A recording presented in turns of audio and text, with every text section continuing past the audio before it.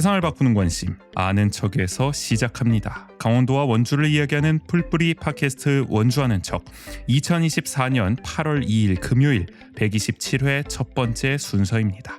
전 조은재입니다. 저는 조욱인입니다.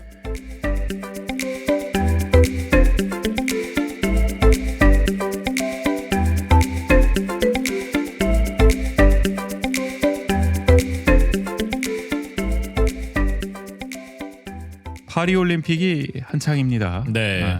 요새 저도 열심히 보고 있어요. 밤늦게까지 펜싱도 하고 뭐 탁구도 하고 수영도 하고 맞아요. 볼 게 많더라고요. 처음에는 구기 종목이 뭐 여자 핸드볼 빼고 다 떨어졌다 그래가지고 역대급으로 재미없지 않을까 싶었는데 그래서 뭐 흥행에 있어서도 이제 우려하는 목소리들이 많았었잖아요. 역시 뭐 올림픽이 재미없을 수가 없는 것 같아요. 저희 같은 또 스포츠 팬들에게는. 근데 또 대체적으로 보면은 가장 관심 없는 올림픽인 것 같긴 한데 역대. 그래도 스포츠를 좋아하는 사람들에게는 네네. 여전히 재밌다라는 걸 새삼 느끼고 있는 것 같고요.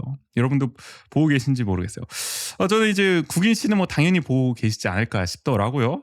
우리 프랑스학을 전공한 대학에서 불란서가 제2의 고향인 분 아니겠습니까? 우리 국인 씨는. 네, 이 파리에서 열린 올림픽이 몇 년 만입니까? 지금 거의 100년 거의 가까이 돼가지고 맞아요. 열린 표현상으로는 항상 100년 만에 파리로 왔다. 일단은 이 파리 올림픽 개막식 어떻게 보셨습니까? 아주 프랑스다웠다라는 평가가 많았는데. 그렇죠. 어땠어요? 역시 파리 지행들의 향연이었구나. 어떤 의미죠, 그것은? 그러니까 프랑스가 전통적으로 우리만 이런 걸 할 수 있어. 이걸 보여주는 걸 굉장히 중요하게 생각을 해요. 좀 오만하다? 어떤 면에서는? 좀 안 좋게 얘기하자면. 네네. 그리고 그러니까 그걸 바꿔서 얘기하면 약간 프라이드가 강한 거죠. 우리의 문화나 이런 전통에 대한. 네네. 그러니까 그리고 또 약간 그런 기성 예술 아니면 기성 문화 미디어 컨텐츠들 이런 곳들과 약간 궤를 달리 하려고 해요. 항상 이렇게 아방가르드라고 하잖아요. 그것도 불어란 말이에요. 그러니까 그런 약간 약간 전근대적인 아니면 또 그런 약간 어떻게 보면은 조금 네. 어떻게 말씀을 말을 잊질 못하시네요. 말로 담아낼 수가 없나 봐요. 그러니까 조금 더 파격적이고 실험적인 그런 시도들을 많이 하려고 그거는 하는 우리가 거죠. 충분히 눈으로 봤습니다. 네네. 이보다 실험적인 개막식은 없었던 것 같아요. 근데 그걸 그러니까 되게 자랑스러워하는 거죠. 그러니까 만약에 그런 게 뭐 우리나라나 아니면 이런 데서 했었으면 그걸 기획한 사람이 누구냐 이러고 되게 욕을 먹기도 일수일 텐데. 그렇죠. 근데 지금 뭐 개막식 영상 내렸던데? 프랑스도 감당 못하는 거 아닙니까 이 정도면은? 그건 IOC에서 감당을 못한 게 아닐까 싶긴 한데. 프랑스는 어쨌든 이 정도 파장 정도는 늘 일상이다. 네네. 그만큼 파격적인 어떤 이런 퍼포먼스에 또 익숙한 나라이기 때문에 그러니까 런던과는 분명히 또 차이점이 있는 것 같습니다. 그쵸. 런던 네. 올림픽과는. 그러니까 그런 게 좀 이색적이어서 눈여겨봤던 것 같고요. 근데 원래 프랑스인들은 실수가 많은가요? 무슨 뭐 계속 틀리던데 뭐 국가도 틀리고 뭐 국기도 틀리고. 그래서 뭐 한간에는 뭐 평창 때 우리도 프랑스 국기를 조금 방송사에서 틀린 적이 방송사에서 틀렸다. 아마 러시아 국기로 잘못 넣었던 걸로 기억하는데 그거는 뭐 방송사 실수라고 치는데 이거는 뭐 공식 이름을 부르는데 입장하는 데 있어서 또 실수가 있어서 근데 뭐 자기들 국가도 실수하는 거 보면은 저 국기를 낮게 개항했더라고요. 은메달인데 동메달보다 낮게. 그런 거 보면 그냥 실수가 많은 올림픽인 것 같다. 그러니까 올림픽 얘기 길게 봤는데 그러나 이번 올림픽은 특히 또 강원 출신 선수들의 또 맹활약이 돋보이기 때문에 우리 또 양양 출신의 박하준 선수가 사격에서 또 은메달을 땄고요.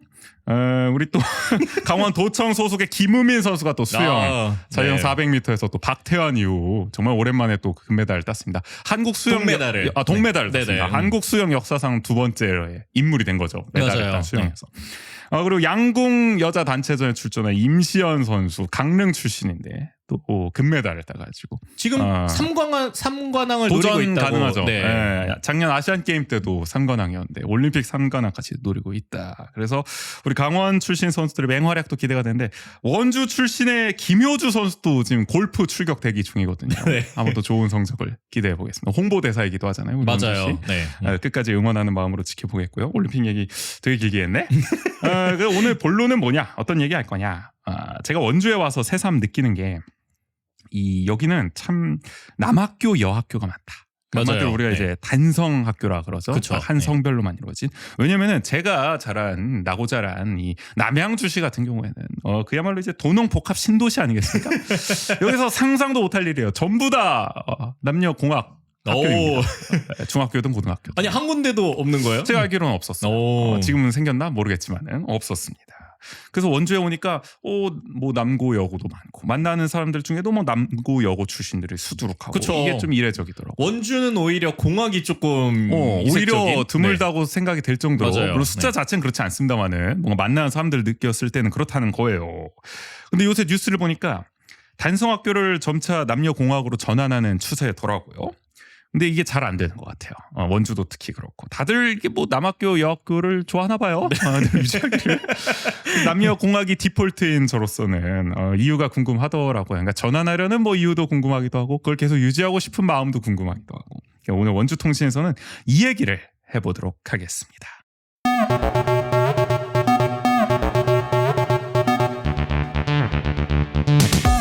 한 주간 원주의 중요한 뉴스를 논평합니다. 원주통신.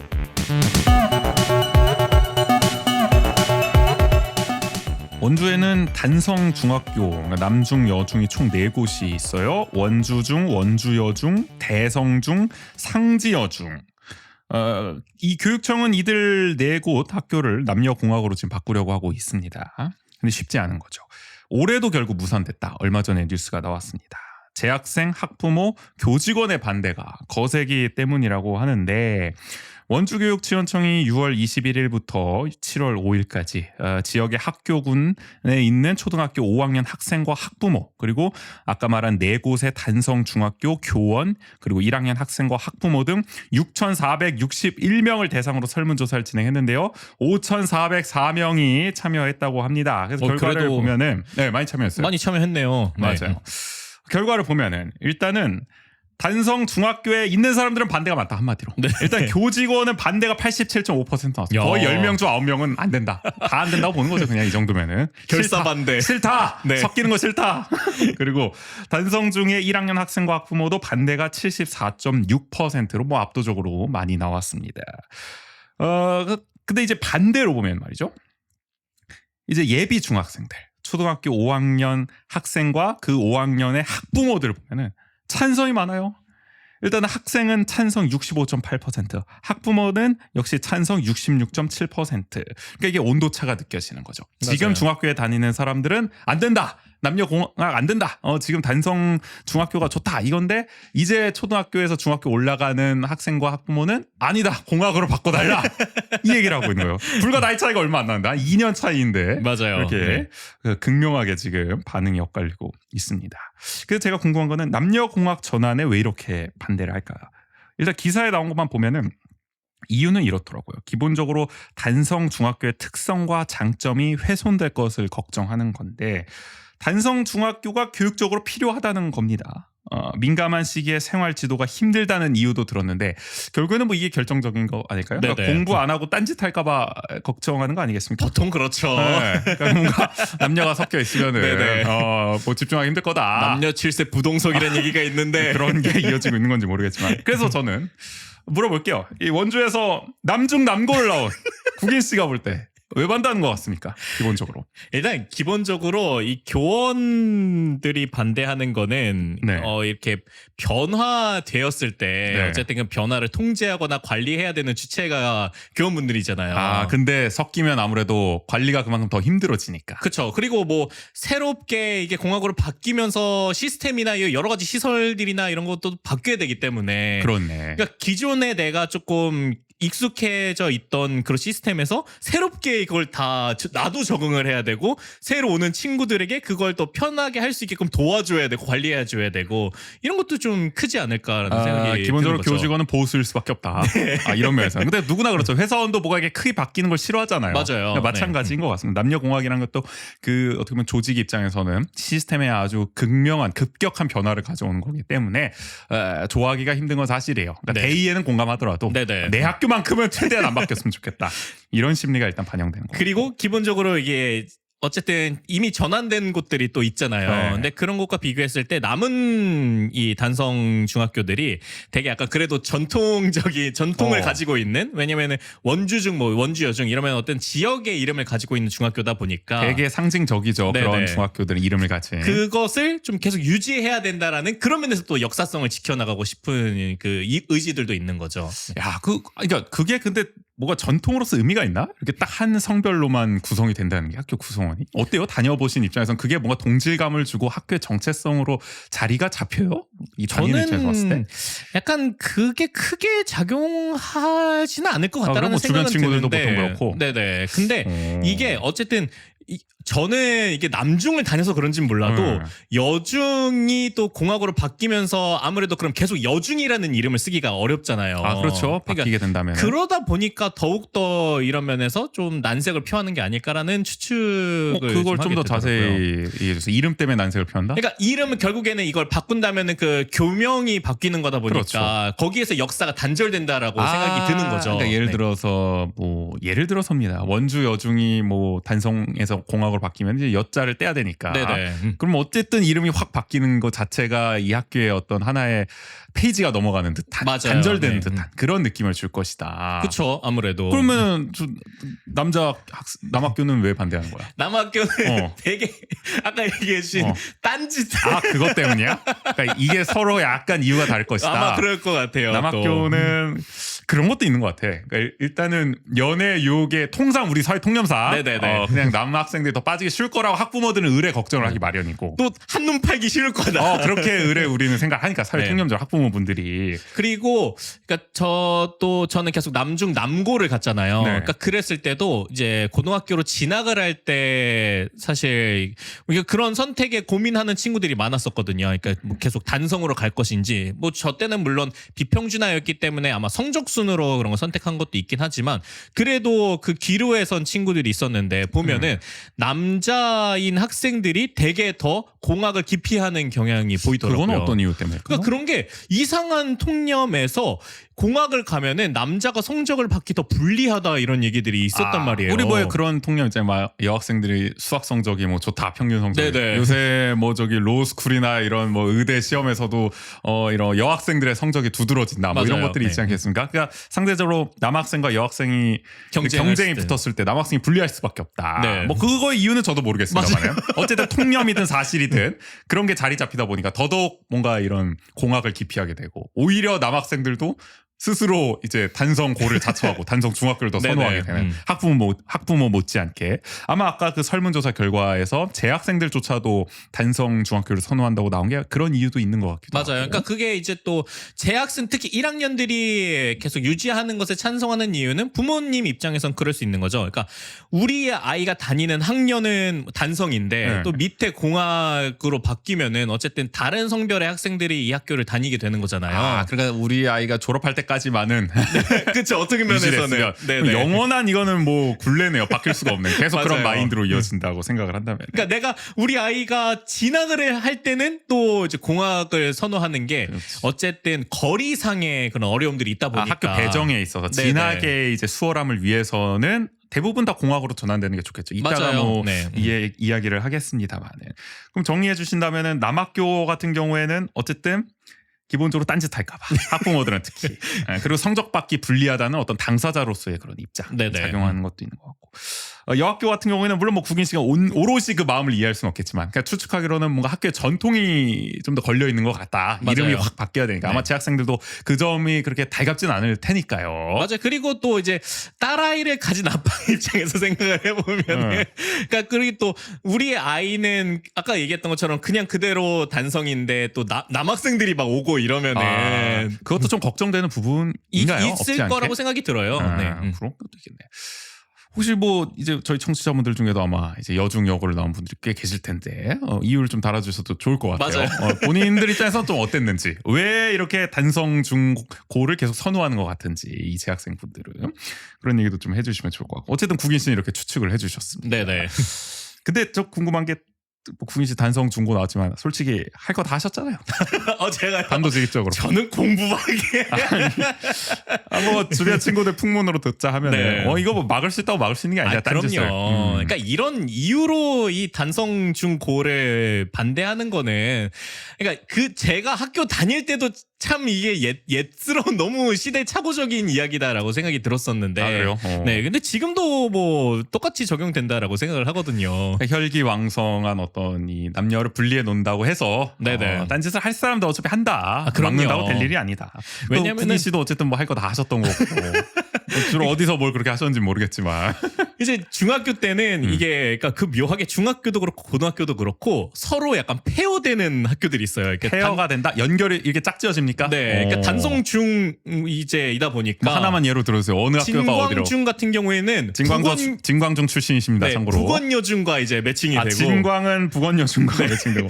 그리고 뭐 학성중은 그 원주여중과 좀 매칭이 그래요? 되고 학성중은 원주여중과. 이게 아무래도 좀 거리상에서 좀 매칭이 많이 돼요. 두 네. 학교의 이제 거리가 이제 좀 그 가까운 페어의 관건이 되는 학교들끼리. 거군요. 네. 그리고 고등학교 같은 경우에도 네. 뭐 원주고는 그 당시에 원여고가 이제 비슷한 위치에 있었다 보니까 가까운 위치에 원여고랑 뭐 페어가 되기도 하고. 그렇네. 네. 그 당시 명륜동 시절이죠. 맞아요. 원여고. 네.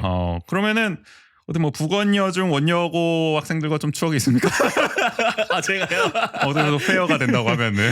근데 그 원여고와 페어하는 것에서 생각이 났던 게 제가 네. 1학년 때 딱 학교 입학한 지 얼마 안 됐을 때 그 아무래도 그때 학원에 같이 다니는 막 이렇게 반에 친구들이 있다 보니까 다른 여학교 친구들과 학원에서 만나죠. 네네. 맞네. 그러다 보니까 그 친구들을 통해서 반대 반으로 약간 반팅을 했던 기억이 있어요.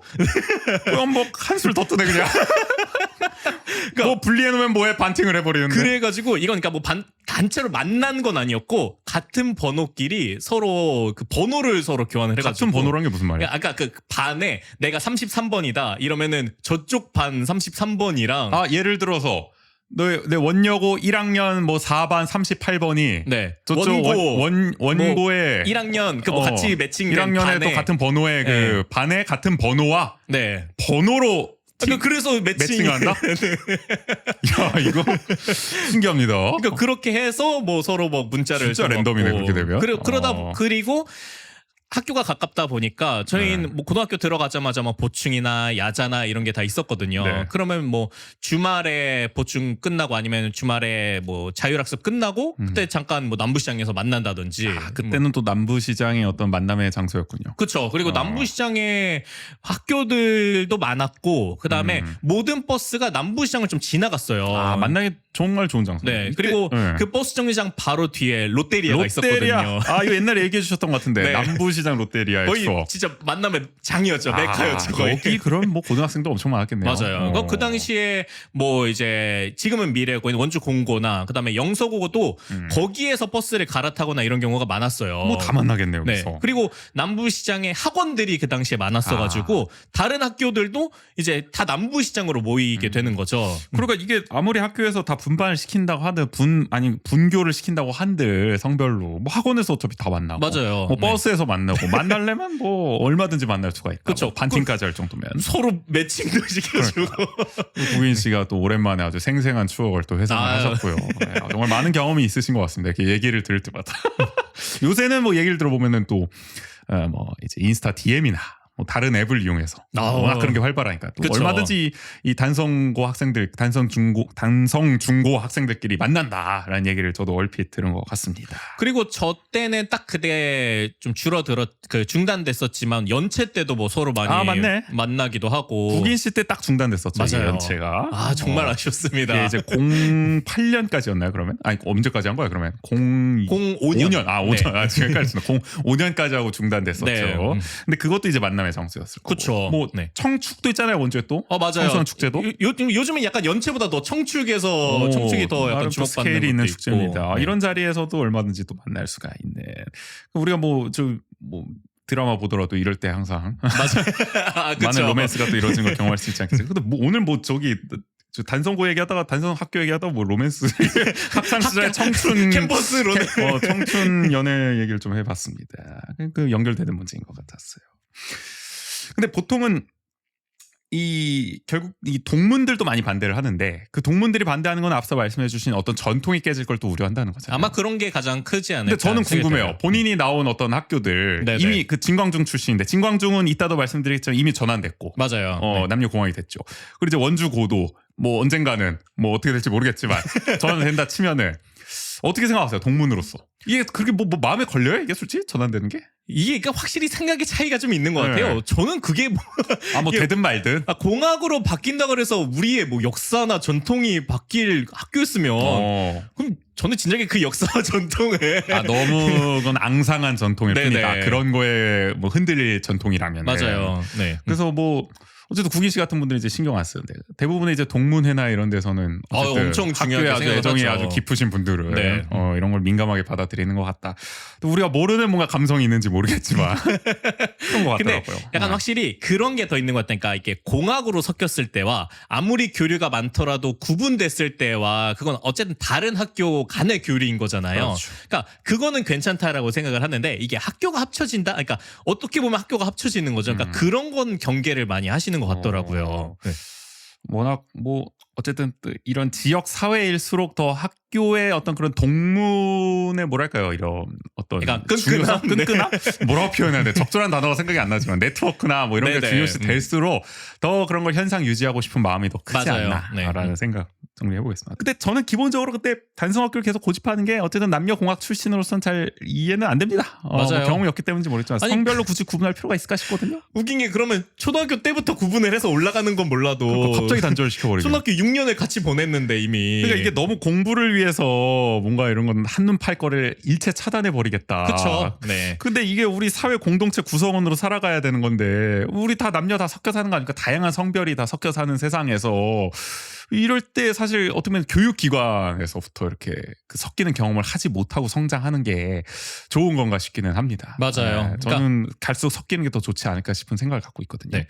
그러니까 저는 그나마 이제 어렸을 때부터 교회를 다녔기 때문에 그러니까 그런 이제 다른 성별과의 교류가 계속 이어져 왔던 거죠. 학교를 남중 남고를 다녀도 매주 뭐 토요일이나 아니면 일요일 날 꼬박꼬박 교회를 갔으니까. 그렇죠. 네, 그런 교류가 계속 있었다 보니까 그런 이해를 높여갈 수 있는 기회들이 저한테는 저의 삶에서는 있었던 건데, 근데 그렇지 않은 경험을, 그러니까 그런 경험을 못한 친구들도 많다 보니까, 그러니까 그러다 보면은 서로 간에 왜곡된 인식이나 생각들을 더 갖게 되고, 그게 더 그냥 잘못된 고정관념으로 공고화될 수 있는 친구들도 있는 거죠. 그러니까 지금 커뮤로 성별을 이해하는 세상 아니겠습니까? 맞아요. 이 젊은 네. 친구들이. 그러니까 가뜩이나 뭐 소위 말해서 서로가 서로를 이해하기 어려운 세상이라고 하는데 뭐 성별이든 뭐 계층이든 뭐 다 이렇게 따져봤을 때 어쨌든 저는 이렇게 분리를 하면 할수록 부작용이 크지 않을까 하는 우려가 있기 때문에 네네. 어쨌든 저는 좀 공학으로 가는 게 바람직한 방향이 아닐까? 남녀 공학 출신으로서는 네. 그렇게 생각하고요. 그리고 남녀 공학이라고 다 한눈 팔고 그런 건 아닌 하고 싶어도 못하는 경우도 있습니다. 라는 말씀을 좀 덧붙여 보고요. 근데 결국에는 오늘 결론으로 가자면 언젠가는 바뀔 수밖에 없다. 아, 그럼요. 이 시간 문제다. 네. 기본적으로 다 알 거예요. 일단은 저출생 심각합니다. 갈수록 학생 수 줄어듭니다.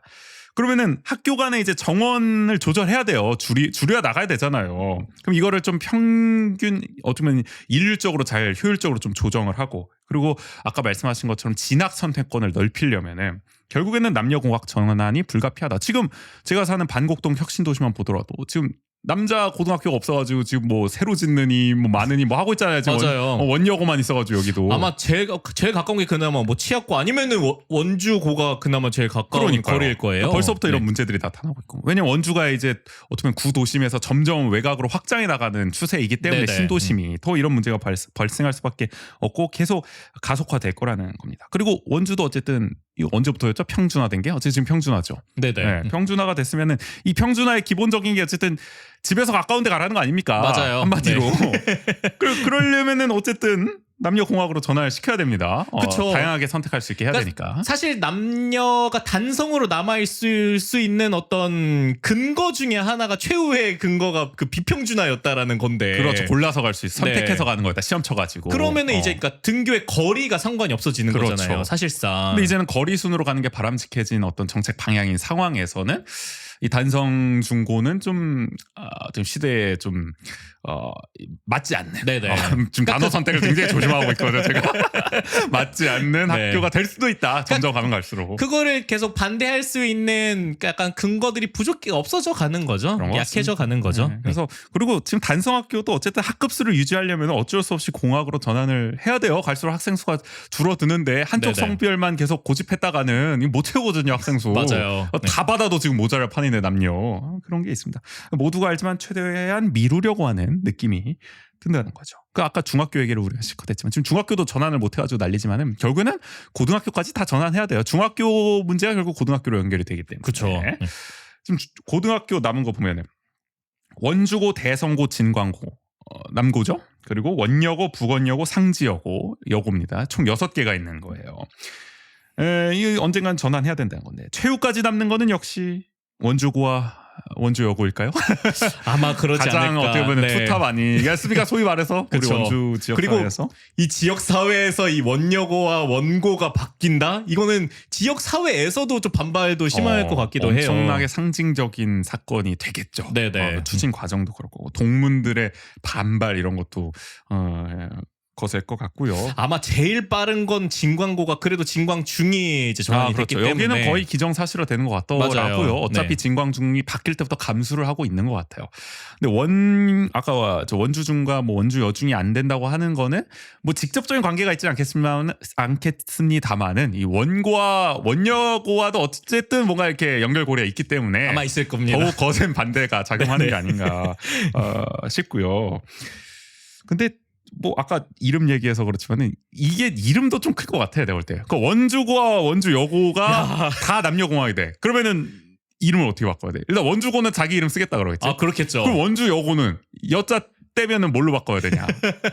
이거 가지고도 싸울 것 같다는 생각이 들어요. 그러니까 원여고도 이제 양보를 안 할 테지 양보를 절대 할 수 없다 이런 그렇죠. 걸 고소하지 않을까. 그 원주여고인데 원주 혼성고 뭐 이런 식으로 가는 거 절대 못 받아들이겠죠. 네, 안 될 것 같고. 뭐 쉽지 보통 않습니다. 이럴 때 뭐 제일자를 많이 원주 쓰잖아요. 제1고 네. 약간 강릉 쪽에 그런 학교들이 많은데 맞아요. 하여간 뭔가 이름이 바뀌는 게 좀 전통이 이제 단절된 느낌이 있기 때문에 반발이 있을 거고 그렇기 네네. 때문에 사이좋게 지금 안 바꾸고 있는 거다. 맞아요. 다시금 확인을 할 수 있는 것 같습니다. 근데 어떻게 보면은 장기적으로 봤을 때 우리 슈아가 좀 이제 고등학교에 갈 때쯤에는 어쩌면 전환이 될 수도 있겠다라는 생각이 들기도 하고. 아마 그때쯤이면 이제 진짜 바뀌어야 학생을 받을 수 있지 않을까라는 생각이 들어요. 그렇죠. 한 10년만 있어도 더 학생이 급감하거든요. 네네. 그때 이게 최대 화두가 되지 않을까 싶은 생각이 그래서 들기도 하고. 지금 저희가 일산동에 살고 있다 보니까 아마 중학교를 진학하면 원주 여중으로 갈 가능성이 좀 높긴 하거든요. 가까우니까. 네. 자연스럽게 그렇게 되네요. 그러면 원주 여중이 그때까지 단성으로 남아 있을지 아니면 뭔가 바뀔지 이런 것도 좀 흥미롭기도 하고요. 잠깐만. 그러면은 고등학교로 갈 경우에는 어떻게 되는 거죠? 만약에 가까운 곳을 간다면은 그 인근에서 제일 가까운 고등학교가 제가 알기로는 원고? 원고? 네. 그때쯤이면 아니면 상지여고를 가거나. 상지여관이 네. 온 건데 원고가 만약 공학으로 전환이 되면은 슈아가 첫 입학생이 돼서 그러니까요. 아버지와 동문이 되는 야 꿈꿔옵니다. 꿈을 이룰 수도 있다. 아마 왜냐면은 지금 초등학교는 일산초를 갈 건데 그 슈아 엄마가 일산초를 나왔거든요. 아, 그래서 그래요? 엄마와 동문이 되는 건 거의 기정사실화 엄마와 되어 있는데 동문이 되고 아빠와도 동문이 되는. 아빠와도 저도 동문을 하고 싶은데 이런 풍경이 나올 수도 있겠다. 이제 네네. 원주에서 어떻게 보면은 이게 꿈이 아닌 것 같아요. 현실이 그러니까요. 될 수 있겠다는 생각이 들어요. 저는 그런 꿈을 위해서라도 그 공학으로 전환되는 걸 적극 지지해야 하는. 어떻게 동문회에서 힘 좀 써보세요. 그러니까요. 지금부터라도 여론조사 전화 같은 거 오면 좀 잘 받으시고. 이 터를 좀 잘 닦아놔야 여론을 만들어놔야 하지 않을까. 근데 이게 바뀌는 게 뭐 이상한 일이 아닙니다. 이미 남녀공학으로 전환한 학교가 꽤 있어요. 아까 말씀해 주셨지만은 일단은 2019년에 북원 여중에서 이제 공학으로 전환을 한 거죠. 네네. 북원중으로. 그리고 2022년에 진광중, 우리 국인 씨가 나온 남중에서 이제 공학으로 전환을 했고, 작년에 학성중이 남중이었나요? 남중이었습니다. 남중에서 네. 이제 공학으로 전환이 됐습니다. 이렇게 세 개 학교는 이미 전환을 했고요. 진광중과 학성중은 남녀 공학으로 전환한 후에 입학한 학생과 학부모를 대상으로 만족도 조사를 했더니 올해 84.7%가 나왔어요. 10명 중 8명은 좋다. 다들 반대하더라도 그러니까. 근데 내가 볼 때 이거인 것 같아. 그러니까 이미 공학인 걸 알고 입학한 사람들은 다 만족을 해. 맞아요. 왜냐면은 아까 뭐 그 입학 예정이 있는 그렇지. 학부모는 이제 원하는 응답이 더 거지. 높았으니까. 근데 아까 말씀해 주신 것처럼 이미 단성인들 다니고 있던 사람들은 변화를 좋아하지 않는 거야. 맞아요. 뭔가 이게 안 좋은 영향을 줄 것 같은. 그냥 이대로만 갔으면 좋겠다는 그 심리가 더 강하게 작용하는 것 같아. 우리 교육 과정도 그렇지 않습니까? 우리 아이가 그 변화의 당사자가 되진 않았으면 그러니까요. 좋겠다. 네. 그러니까 이게 바뀌려면은 결국에는 뭐 이런 게 점점 바뀌어 나가겠지만 이렇게 한 번에 확 바꾸는 수밖에 들고 어쩔 수 없어요. 어쩔 수 없다는 걸 납득하는 수밖에 없을 것 같다는 생각도 들고 이게 뭐 안 바꿀 수 없잖아요. 그럼요. 아까도 말씀드렸지만. 네. 그러니까 이게 그리고 아까 말씀드렸던 것처럼 북원여중과 진관중이 페어라 그랬잖아요. 그러니까 그 페어된 학교 중에 한 곳이 바뀌면은 지역이 좀 연결되어 있기 때문에 다른 한 곳은 바꿀 수밖에 없기는 그렇죠. 해요. 하나가 이제 바뀌면은 뭐 연쇄적으로 네네. 뭐 점점 그렇게 돼가고 있는 것 같습니다. 그래서 아마 학성중이 바뀌었기 때문에 보통 학성중이 원주여중이랑 페어가 많이 됐으니까 그럼 원주 여중에도 영향이 있다? 원주여중이 그래도 좀 빨리 바뀔 가능성이 있지 않을까라는 그럼 생각이 결국엔 들기도 다 하고요. 바뀌게 되겠네요. 네. 네. 원주 MBC 보도를 보니까 뭐 서울도 마찬가지라고 합니다. 학급수를 유지하려고 공학 전환을 신청하는 학교가 늘고 있고요. 서울시 교육청도 남녀 공학 전환을 유도하고자 공학으로 전환하는 학교에 3년간 6억 원의 인센티브를 지원한다고 하더라고요. 제주도도요. 남녀 공학으로 전환하겠다는 게 교육감 공약이기도 해서요. 전국적으로 아마 이렇게 공학으로 전환하는 게 네네. 시대적 흐름이 되지 않을까 싶은 생각이 듭니다. 바뀔 거면 빨리 바뀌긴 낫겠다는 생각도 맞아요. 일단 원주교육지원청은요 여건이 되면은 재추진하겠다는 입장을 밝혔는데 내년에 설문조사를 아마 또 할 것 같아요. 아까 그 4개 중학교를 상대로. 그래서 과반이 나올 때까지 하겠다. 언젠가는 되겠지. 약간 이런 심리가 있는 것 같습니다. 일단 재학생이 동의해야 되니까. 이 또 5학년 학부모들이 만약에 여기 지나가는다. 달라지지 또 그럼 마음이. 또 달라지죠. 그러니까 설득이 계속 필요한 작업이 네네. 아닐까 싶은 생각이 듭니다. 이렇게 오늘은요 오로지 남녀공학 초중고대를 나온 제가 우리 남중 남골로 국인 씨와 함께 모르는 세계, 좀 새로운 세계에 관해서 이야기를 나눠봤습니다. 원주통신이었습니다.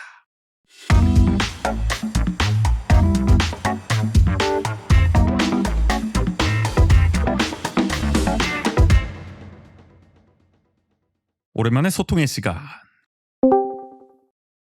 그동안 많이 보내주셨어요. 네네. 한 달 조금 넘는 기간 동안 쌓인 이야기들을 읽어보도록 하겠습니다.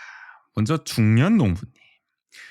안녕하세요. 중년농부입니다. 이번 주도 잘 들었습니다. 주로 중앙정치에 집중하느라 지방정가에 무슨 일이 있는지 관심을 두지 않던 차에 이번 시의회 의장 선거를 앞두고 국민의힘에 생긴 내홍 에피소드를 듣고 너무 흥미로워 집에 반쯤 접혀있던 원주투데이를 집어들고 처음으로 집중해서 읽었습니다.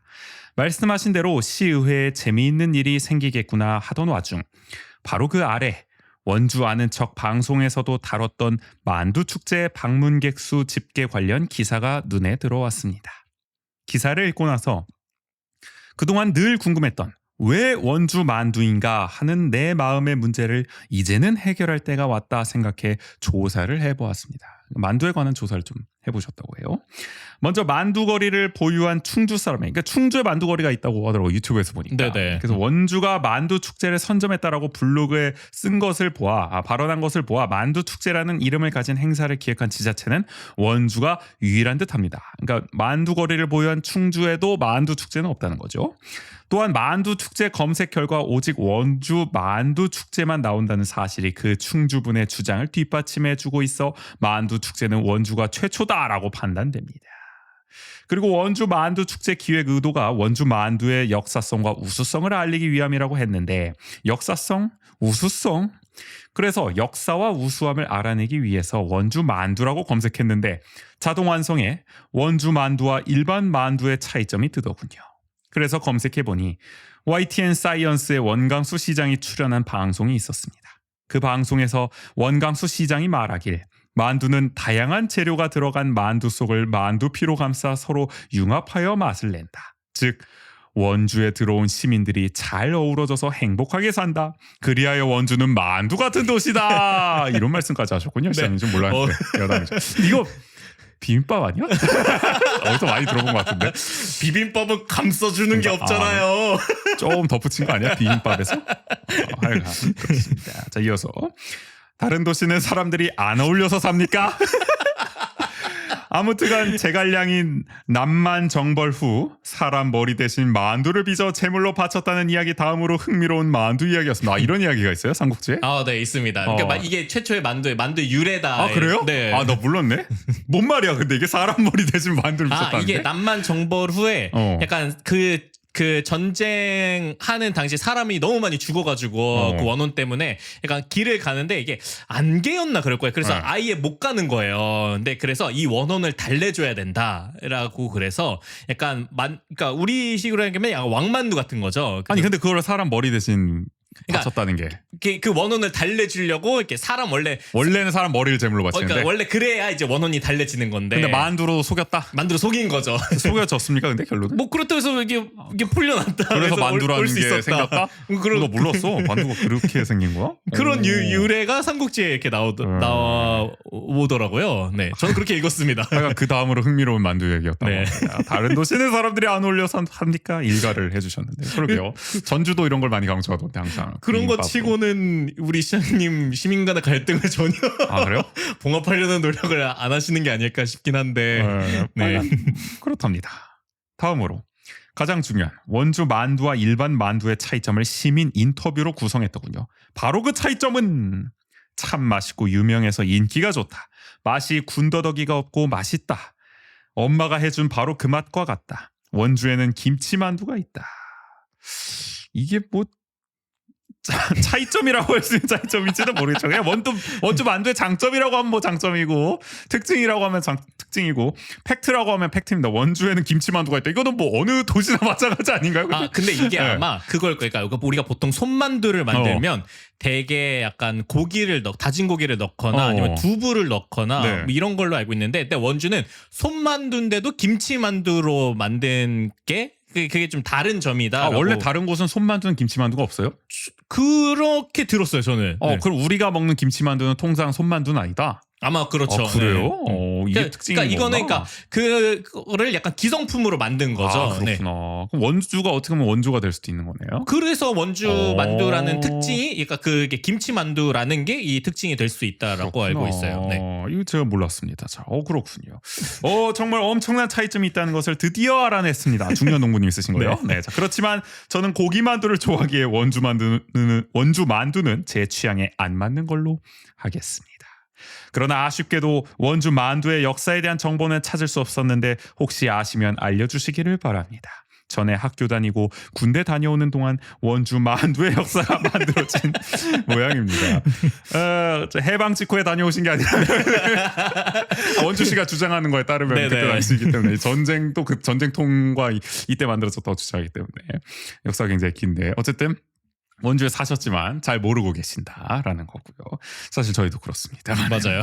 그동안 후기를 잘 읽어주셔서 그 재미에 자꾸 쓰게 됩니다. 너무 방송을 사유화하는 것은 아닌지 모르겠습니다만 이번 후기도 잘 부탁드립니다. 감사합니다. 보내주셔서 저희가 감사해요. 그러니까요. 많이 보내주세요. 언제든 환영합니다. 너무 재밌게 또 글 써주셔서 그리고 항상 이렇게 길게 또 써주시고 네. 저희가 생각해볼 지점을 또 남겨주신 것 같아서 보도를 보면은 이제 원주 만두의 역사는 이렇게 나오긴 합니다. 아까 해방 직후라고 말씀드렸던 게 이제 전쟁통에 나왔다는 거 아닙니까? 그 시기쯤에 네네. 6.25 전쟁 이후에 원주가 하여간 중부 내륙의 중요 거점지가 되고 막 군사적으로 요충지가 되니까 막 일군 사령부 뭐 일군 지사 뭐 미군 기지 다 들어오니까 막 피란민들 뭐 상인들이 원주역 앞에서 막 북적북적했을 거 아닙니까? 그렇죠. 사람이 막 몰리죠. 막 그때부터 이제 만두를 빚어 팔기 시작했다. 이 원주에 온 사람들이. 그래서 미군으로부터 이제 원조를 받은 밀가루가 그때 유통이 되면서 칼국수에 만두를 넣어 먹는 칼만두가 이제 나오기 시작했고 또 치악산에서 꿩이 그 당시에 많이 잡혔기 때문에 꿩을 넣은 꿩만두가 또 생겨났다. 그러니까 원주의 아주 로컬 푸드다. 근데 꿩만두는 진짜 이게 원주만의 음식으로 알고 있기는 해요. 그렇죠. 우리 또 네덜란드 꿩만두도 있지 않겠습니까? 아시는 분은 다 아는 네덜란드 꿩만두까지 있는 도시이기 때문에 아주 유니크하죠. 꿩만두는 당시 중요한 단백질 공급원이었다. 그러니까 우리 산업화 시기 어떻게 보면 전쟁 직후 산업화 시기에 우리 원주민들의 영양소를 책임졌던 든든한 또 음식이 바로 이 꿩만두였다는 거죠.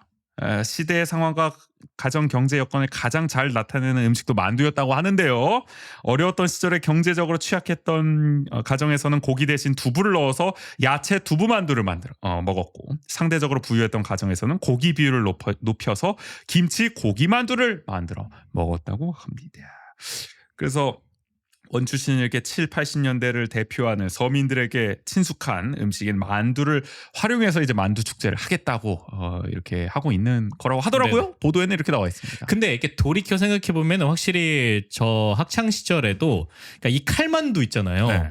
그러니까 이거는 그냥 이게 어떻게 보면은 그랬던 건지, 이게 확실히 지역에 사는 사람들은 이게 독특하거나 다르다라는 생각을 못 하고 그냥 우리 일상에서 그냥 소비하는 음식이다 보니까 쫄돈 같은 거죠. 그쵸. 당연히 그냥 전국 모두 어디에나 있는 것처럼 그냥 이게 여겨지는. 분식처럼 있겠구나 그렇죠. 싶었는데, 그런데 진짜로 이게 칼국수도 대부분은 약간 뭐 이런 바지락 칼국수라든지 그런 게 있지, 이런 칼만두도 잘 없더라고요. 이런 형태로 된 게. 자랑입니다. 네네. 저는 아주 좋아합니다. 네, 그래서 뭐 역사가 어쨌든 있다고 하니까 네네. 만두 축제 잘 됐으면 좋겠고요. 제대로 잘 해줬으면 좋겠다. 맞아요. 너무 네. 과대하게 하지 마시고 뻥튀기 하지 마시고 제대로 돈 잘 들여서 해주셨으면 좋겠다라는 말씀 드리고요. 어쨌든 만두에 대한 또 의문 지점을 던져주셨던 중년 농부님의 이야기였습니다. 다음은 뱃살 경준님께서 보내주셨는데요. 재미있게 잘 보고 있습니다. 대통령은 왜 명륜초로 갔을까? 100년 역사가 있는 다른 학교를 두고 왜? 누구 와이프가 거기 있는 걸까요? 궁금합니다. 라고 의문을 던져주셨는데, 이게 아마 윤석열 대통령이 총선을 앞둔 3월 21일에 명륜초를 방문해서 늘봄학교에 참여했던 거를 두고 말씀하신 것 같은데, 네네. 그러게요. 왜 명륜초로 갔을까요? 그러게요. 저는 솔직히 잘 모르겠습니다. 그러게 왜 갔을까요? 아니 보통 그러니까 물론 뭐 완전 지역을 대표하는 건 아니지만 보통 지역명이 들어간 그냥 학교를 가거나 아니면 가장 선진적인 뭔가 프로그램을 하는 곳을 가거나 그럴 텐데. 이게 뭐 이유가 있나요? 누구 와이프가 거기 있는 걸까? 이게 글쎄요, 뭐 어디 이름이 좀 알려진 분의 뭐 와이프 분이 여기서 근무를 하시는 건지는 모르겠습니다. 이거 뭔가 관계가 있는. 몰라서 진짜 네. 아시는 분은 좀 알려주십시오. 그러게요. 익명으로라도 좀 저희 이야기 보내주시면 감사하겠습니다. 진짜 몰라서 여쭤봅니다. 저희도 궁금합니다. 아니면 혹시 뭐 지역별로 명륜초를 가시는 건지, 그러니까 명륜동 자체가 이렇게 향교가 있는 곳은 무조건 명륜동이라서 그냥 통일하려고 가는 건지. 그런 거면은 이야기를 안 보내주셨겠죠. 네. 아이고, 자. 일산동 웃음 비둘기님 이야기 또 보내주셨어요. 안녕하세요. 가끔이지만 방송 잘 듣고 있습니다. 고생 많으십니다. 이제 이게 그건 것 같아요. 행정사무감사 저희 리뷰한 거에 문화도시위원회 편을 말씀하신 것 같아요. 9분 50초에 문화재단 대표이사 명패 관련해서라면 나름 할 얘기가 많은 청취자인데요. 이해에 도움이 되실까 싶어 의견 남깁니다. 원주시 문화시설 설치 및 운영 조례 관련해서 조금의 설명을 보태자면, 해당 조례 제13조가 삭제되면 문화재단의 생활문화센터 운영 관련 사항들이 수월해지는 것이 아닙니다. 아무런 영향이 없다고 보셔도 무방합니다. 왜냐하면 재단은 생활문화센터와 같은 조례 내 시설들을 위수탁하지 않기 때문입니다. 해당 시설들 사무의 운영을 대행합니다. 대행 운영은 위수탁과 다릅니다. 조례 제13조가 사라지면 말씀하신 수탁기관의 조건을 갖추기 위한 기본 허들, 심의위 절차, 수탁기관의 조건 등 상식선의 수탁기관 선정 과정이 사라지는 겁니다. 수월하다는 표현이 좀 부정적이긴 하지만 조례 제13조가 삭제된다면 누가 수월해질까요?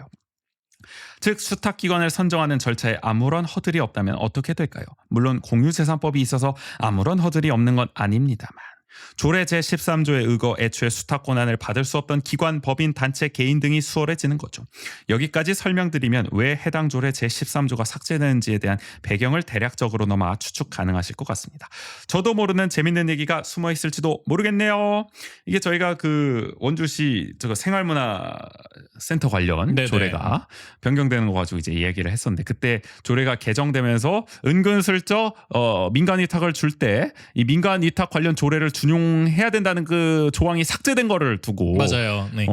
그리고 이제 원주시의 출자 출연 기간이 어떤 이런 위수탁 관련된 뭔가 업무를 대행할 수 있게 바꾼 거 아니냐라고 네네. 얘기했는데, 좀 더 디테일하게 피드백을 해주신 점 감사하고요. 일산동 웃음 비둘기님, 앞으로도 이렇게 저희 내용에 좀 보충할 점이 있으면은 많이 보내주시면 감사하겠습니다. 이어서 8번 버스 출근런님. 늘 오던 8번 버스가 갑자기 아무리 기다려도 안 와서 택시 요금으로 4,300원을 썼어요. 4만 원을 벌러 가는데 4,300원이라니.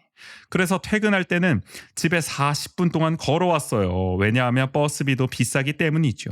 게다가 바로 옆 동네인데 버스 노선은 8번 하나밖에 없어서 버스를 놓치면 무조건 택시를 타거나 걸어야 해요. 원주는 왜 이럴까요? 이 문제에 관심 있는 시민단체나 정치인을 불러서 이야기를 나눠보면 좋겠습니다. 역시 원주의 고질적인 이 버스 문제에 대해서 네네. 이야기를 해주셨는데 이 8번 버스는 관설동에서 이제 행구동에 있는 어디입니까? 국형사인가요? 국형사까지 네. 가는 노선인데 뭐 중간에 이제 청솔 뭐 치악고 청솔 아파트 치악고 원주 의료원 쪽도 들르고 무실동도 무실동도 갔다가 시청 갔다가 뭐 터미널 갔다가 합동청사 갔다가 반곡중 원여고 지나서 행구동으로 가는 노선인데 아마 이 중 하나를 가시나 봐요. 보통 출퇴근을 하실 때. 그러니까 이게 관설동에서 행구동으로 혁신도시를 지나서 가면 바로거든요. 그러니까 이게 참 노선도 이 모양 이 꼴인데 버스도 제대로 안 온다. 그렇죠. 아무리 기다려도 안 오셨다. 그러니까 배차 간격이 막 난리가 납니다. 저도 그쵸. 반곡동 혁신도시 사는데 막 배차 60분 나오면 황당해지는 거예요. 그때부터.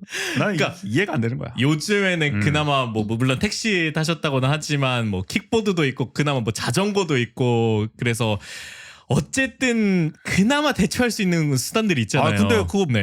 난 PM 못 타요. 한 번도 안 타봤어. 난 무서워 일단. 아 그렇죠. 그리고 자전거 못 타는 사람 어떻게 합니까? 맞아요. 뭐 하나 폭로하자면 아마 주비 씨는 자전거를 못 타는 걸로 알고 있거든요. 내일 방송에 출연하십니다. 그러니까 그런 분들도 있단 말이에요. 맞아요. 아니 나도 운전면허 없어. 자동차 못 타.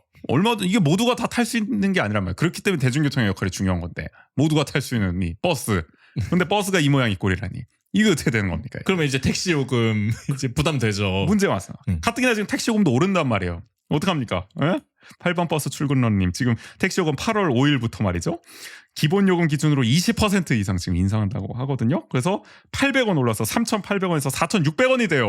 어떡합니까? 그래서 지금 4,300원 내셨는데 5,100원을 내야 됩니다. 이제 8월 5일 이후부터는. 더 될 수도 있는 거죠. 그렇죠. 왜냐? 거리 요금도 올라가거든요. 131m당 100원씩 인상이 되고요. 시간 요금도 31초당 100원이 인상됩니다. 더 나올 수도 있겠네요. 근데 진짜.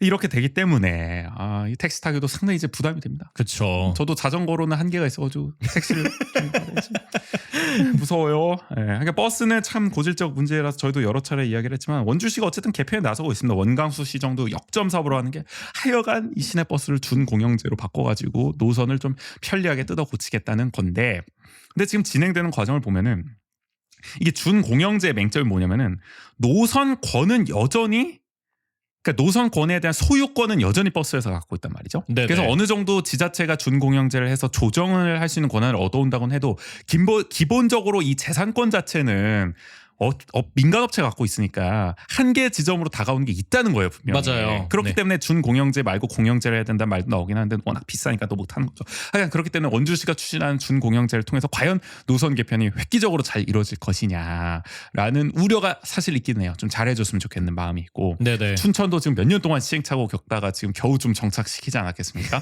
그래도 좀 나아졌다 뭐 이런 말이 있긴 하더라고요. 춘천은 만족도 조사, 제가 춘천 안 살아봐서 모르겠어요. 춘천에서 듣는 분들 한번 달아주세요. 실제로 어떤지. 만족도가 좋다고는 합니다. 많이 좋아졌다고 합니다. 우린 절대 동의할 수 없다 이러실 수도 있고. 근데 이제 원주도 어쨌든 그런 시행착오라도 겪어서 좀 빨리 좋아졌으면 하는 바람. 저도 버스를 매번 타는 입장에서 정말 공감하면서 이 문제 정치인들 참 관심이 없어요. 특히 이번 시위에는 특히 관심이 없습니다. 맞아요. 지난 시위에는 그래도 대중교통 무슨 연구 단체도 만들고 의원들이 적극적으로 나섰는데 이번 시위에는 뭐 관련 질의하는 의원들도 많이 찾아볼 수가 없는 것 같고 아쉬움은 있어요.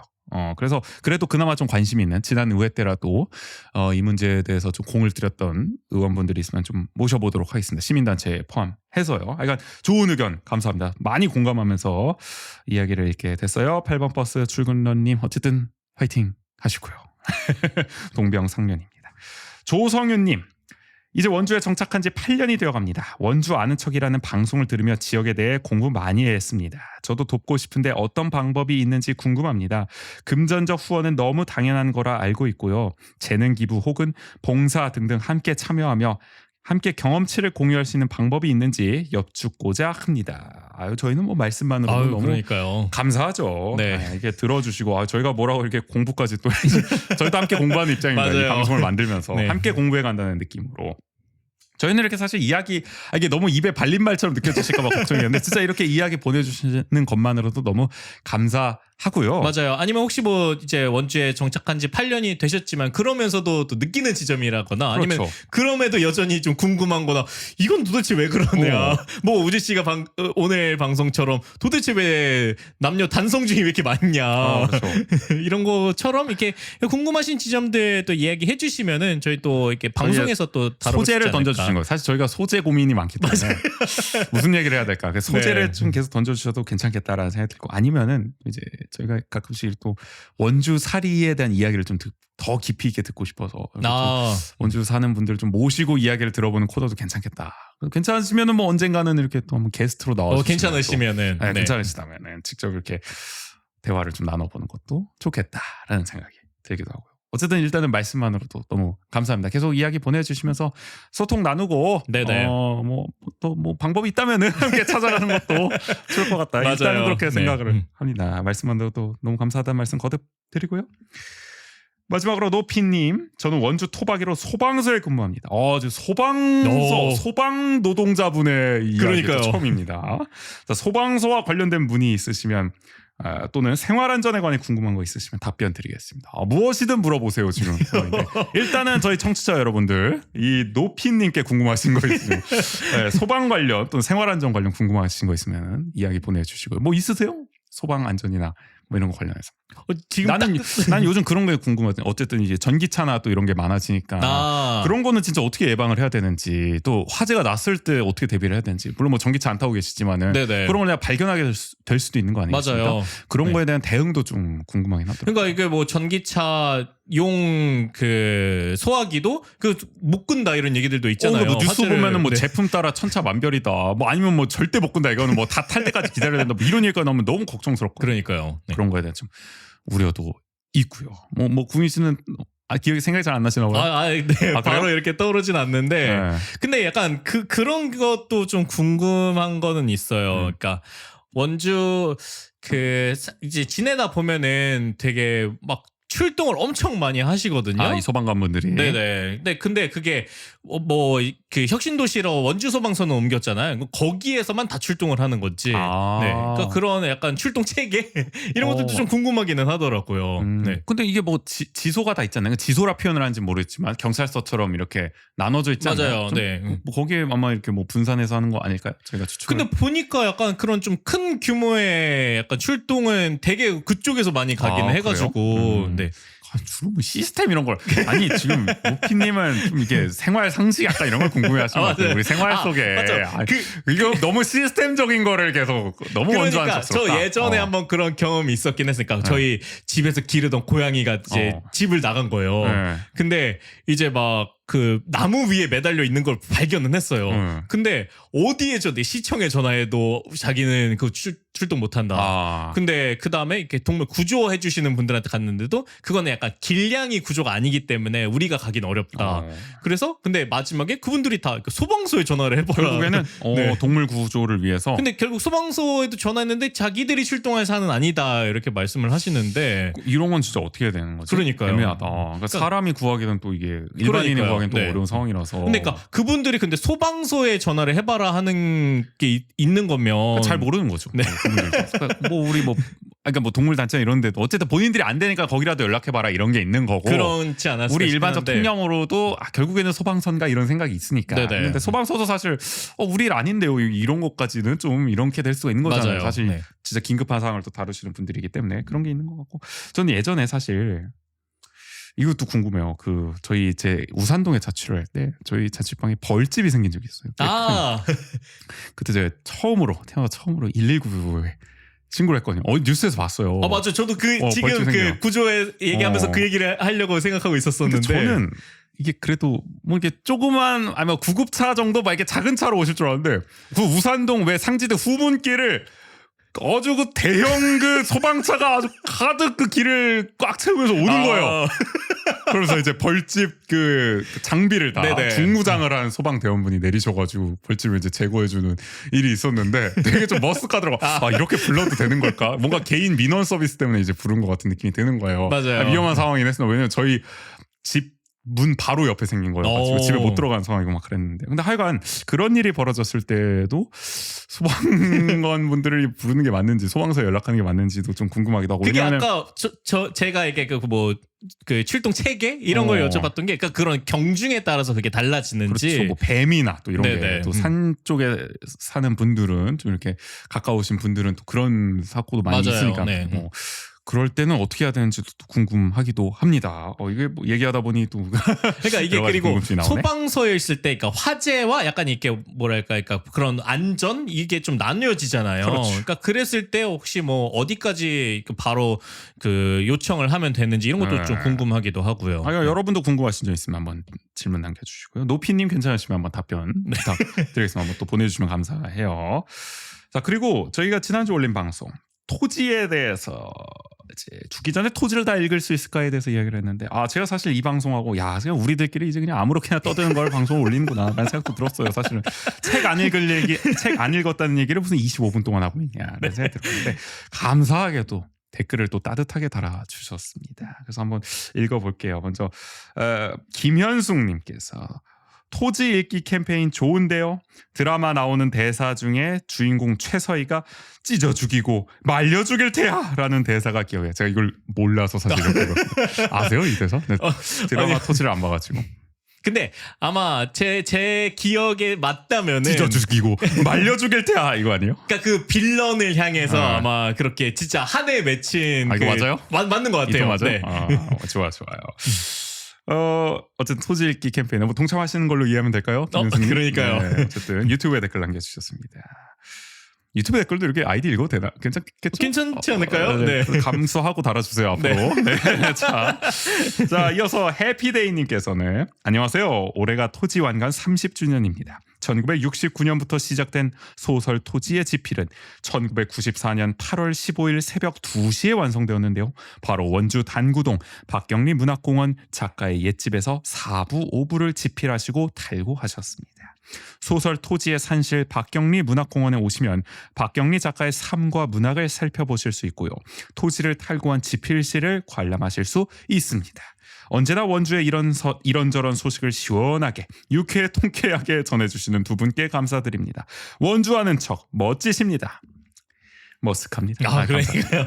혹시 뭐 토지문학관에 근무하시는 분 아니신가요? 그러니까 되게 홍보를 되게 네. 정갈하게 잘 해주셔가지고 어쨌든 이 토지에 정말 산실이다 이 박경리 문학공원 맞아요. 여기서 직접 지필하고 탈고하신 현장이라는 거 아니겠습니까? 네네. 그 옛집이 그대로 보존돼 있어가지고. 이 새벽 2시인 건 또 처음 알았네요. 그러니까요. 8월 15일 새벽 2시. 안 그래도 이 8월에 이런 토지 관련 행사들이 진짜 많이 엄청 있더라고요. 너무 많아. 나는 이거 좀 오히려 좀 과잉인 것 같아. 어떤 행사가 열리는지 모를 지경이야. 너무 많아가지고. 근데 이게 또 그러니까 그런 박경리 문학공원 그다음에 토지문화관 그리고 또 뭐 원주문화재단에서도 네. 하고 이게 참 뭐랄까 들뜬 건 알겠는데 좀 정리를 좀 해주셨으면 좋겠다는 그러니까 마음도 이게 또 있어요. 정리가 안 되니까 너무 좀 비슷비슷한 느낌이 있기도 해요. 그래서 저도 이렇게 뭐가 올랐을 때 이거 저번에 본 행사네 이러고 그러니까 그냥 약간 서로 시너지가 안 나. 넘어갔었거든요. 근데 자세히 보니까 다른 행사인 거예요. 네. 어쨌든 그렇더라고요. 하여간 그리고 저 불후의 명곡도 하더만요. 맞아요. 30주년 네. 기념해서 KBS 어주 또 라인업이 짱짱하던데 뭐 양희은 선생님도 오시고 뭐 이적 뭐 스테이시 맞아요. 네. 아이돌 그리고 뭐 기억나는 이거 뭐 얘기했으면 다 얘기해야 될 것 같은데 그러니까 뭐 일정 잠시만 좀 시간을 주시고요. 네. 저희가 이거 또 카드 뉴스로 한번 올렸잖아요. 맞아요. 양희은님 또 이적님 또 김유나 맞아요. 네. 님도 오시고 나태준님도 유태평양과 김준수 님도 오시고 폴킴 님도 오시고 이찬원님 이렇게 오신다고 합니다. 또 어린이 뮤지컬 팀 웃는 아이도 온다고 하니까요.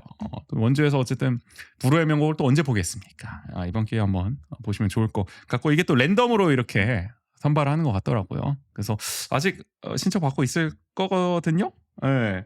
그래서 8월 1일 자정까지네? 지났네요 이미. 네. 신청 잘 하셨기를 바라겠습니다. 그러니까 토지를 30주년 8월 15일 앞두고 많은 행사들이 또 열리고 있다. 토지의 의미를 다시금 되새길 수 있는 시간인 것 같고요. 근데 또 댄싱 공연장에서 하니까 그 근처에 있으면 노래는 들어볼 수 있지 노래 정도는 들을 수 있다. 네. 파이 흠뻑쇼만큼 잘 들리지 않을까 싶고. 자 마지막으로 오늘 방송 되게 길어지고 있습니다. 자 마지막으로는 꿀님께서 아주 반가운 방송이었습니다. 저는 일단 토지를 완독했고 자본론도 완독했다는 자랑부터 해야겠네요. 대단하십니다. 얘 난 존경해. 그러니까 진짜 존경합니다. 이런 꿀리. 분들이 계세요. 이걸 어떻게 다 읽으셨습니까? 진짜 대단하십니다. 군대에 있을 때 밤을 새며 읽었는데, 야 군대에서 자본을 읽으셨다는 건가요? 토지를 읽으셨다는 건가요? 역시 둘 다 읽으셨다는 건가요? 책을 읽으려면 예. 군대를 가야 할까요? 군대 자본 반입. 뭐 얼마든지 가능하죠. 자, 이게 정훈 장교가 좀 까다로우면 옛날에는 막 반입 안 해주고 그랬거든요. 그쵸. 자, 지금은 문제가 없습니다. 어쨌든 군대에 있을 때 밤을 새며 읽으셨다고요. 힘들었지만 아주 보람된 시간이었기에 기회가 되면 또 읽어볼 생각입니다. 그러니까 나도 군대 때 읽었어야 돼. 이걸 다 놓쳤습니다. 죄송합니다. 자, 혹시라도 우재 씨나 다른 분들이 토지 완독을 주최하신다면 저도 꼭 참여해보고 싶고 욕심이라면 박경리 선생의 전집도 도전해보고 싶어요. 꿀리면 더 큰 목표가 있습니다. 아직 배고픕니다. 그러니까요. 전집까지 가신다. 저희는 지금 한 권도 못 읽고 있는데 원주 통신도 못 읽고 있는데 어쨌든 꿀림의 이런 또 이야기를 통해서 댓글을 통해서 저희도 또 동기부여를 얻고 아니, 파이팅을 좀 해봐야겠어요. 확실히 진짜 원주에 있는 분들은 이 토지에 대한 그러니까. 이 애정을 그러니까 모름지기 읽어야 된다니까. 우리가 반성해야 됩니다. 우리 죽기 전에 꼭 토지 다 읽을 수 있도록 하고 조만간 한번 뭐 진짜 캠페인처럼 해볼까.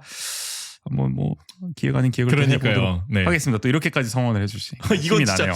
해야만 할 것 같은 생각이 드네요. 돼버렸어요. 네. 그래. 자, 어쨌든 앞으로도 이렇게 소통의 시간 가져볼 테니까요. 네. 적극적으로 참여해 주시면 감사하겠어요. 네, 원주하는 척에선 여러분의 이야기를 이렇게 받고 있습니다. 방송을 들은 후기, 원주에서 살면서 겪은 소소한 에피소드, 요즘 고민 등 어떤 이야기든 좋습니다. 주제와 분량 상관없이 마음껏 보내주세요. 이야기를 보내주실 구글 폼 링크는 영상 설명, 댓글, 저희 SNS에 달아놓겠습니다. 유튜브나 뭐 팟빵, 뭐 스포티파이, 저희 뭐 플로, 네이버, 오디오 클립 다양한 또 플랫폼에서 들을 수 있거든요. 여기 댓글로 달아주셔도 네네. 저희가 함께 이야기 나눠보도록 하겠습니다. 내일은 주비로드 시간. 우리 노주비 선생님께서 네. 오랜만에 찾아오십니다. 2회 연속 연애 얘기를 할 예정이에요. 언급결에. 근데 이번에는 좀 톤이 다릅니다. 요즘에 지자체에서 전국 각지에서 커뮤니티 조성 사업을 그동안 해왔는데 사람과 사람을 연결하겠다는 맞아요. 거 아니겠습니까? 네. 뭐 취향이나 관심사에 맞춰서.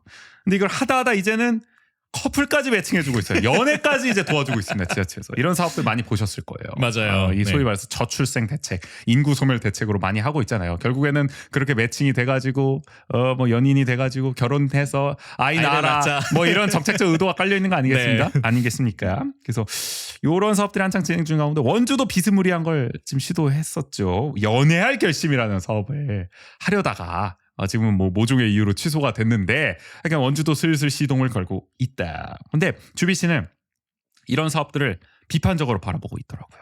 그 지자체에서 이런 사업들을 우후죽순하는 그 배경에 깔린 그 의도가 마음에 안 든다. 그렇다.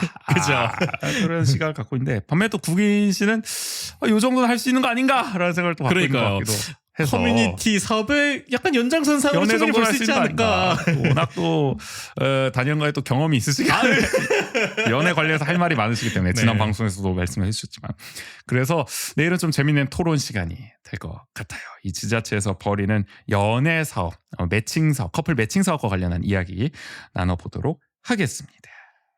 원주하는 척 여러분의 후원으로 운영하고 있어요. 보내주신 소중한 후원금은 저희 방송 제작에 큰 힘이 됩니다. 유튜브는 아래 자막으로 나가고 있어요. 에피소드 설명 댓글 SNS에도 관련 사항 안내해 놓겠습니다. 후원하시고 메시지도 남겨주세요. 그러면은 금요일에 인사드린 원주하는 척 127회 1부는 여기서 마무리하겠습니다. 지금까지 진행의 정재 조국인이었습니다. 모두 안녕.